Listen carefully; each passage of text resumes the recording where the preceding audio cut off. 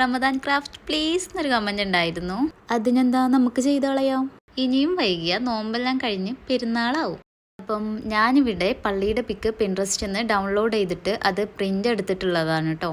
അതല്ലേൽ ഇത് പേപ്പറിൽ വരച്ചിട്ട് ബ്ലാക്ക് കളർ അടിച്ചെടുത്താൽ മതി കേട്ടോ.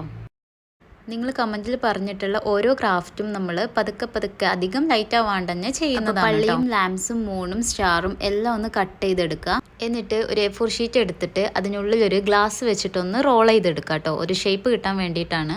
ദെൻ ഏകദേശം എത്ര ഹൈറ്റിൽ വേണമെന്ന് നോക്കിയിട്ട് റഫായിട്ടൊന്ന് മാർക്ക് ചെയ്ത് കൊടുക്കുക. ഈ A4 ഷീറ്റിലേക്ക് നമ്മൾ നേരത്തെ കട്ട് ചെയ്ത് വെച്ചിട്ടുള്ള പള്ളിയും ലാമ്പും മൂണും സ്റ്റാറും എല്ലാം കൂടെ ഒന്ന് ഒട്ടിച്ചു കൊടുക്കുക കേട്ടോ.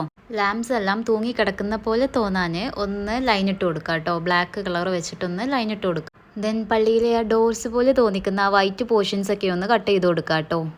വലിയ ചുളിവൊന്നും ഇല്ലാണ്ട് കട്ട് ചെയ്യാൻ നോക്കുക. A4 ഷീറ്റ് ഒന്ന് റോൾ ചെയ്തെടുക്കുക. സിലിണ്ടറിക്കൽ ഷേപ്പിൽ വരുന്ന എന്ത് വേണേലും യൂസ് ചെയ്യാം കേട്ടോ.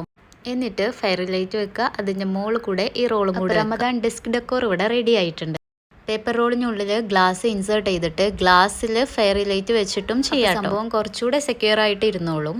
അപ്പം നമ്മുടെ റമദാൻ ഡെക്കോർ ഇഷ്ടമായിട്ടുണ്ടെങ്കിൽ ലൈക്ക് ചെയ്യുക, കമൻറ്റ് ചെയ്യുക. ആൻഡ് നമ്മുടെ കുഞ്ഞു ചാനലൊന്ന് സബ്സ്ക്രൈബ് ചെയ്ത് സപ്പോർട്ട് ചെയ്യാൻ മറക്കല്ലേ.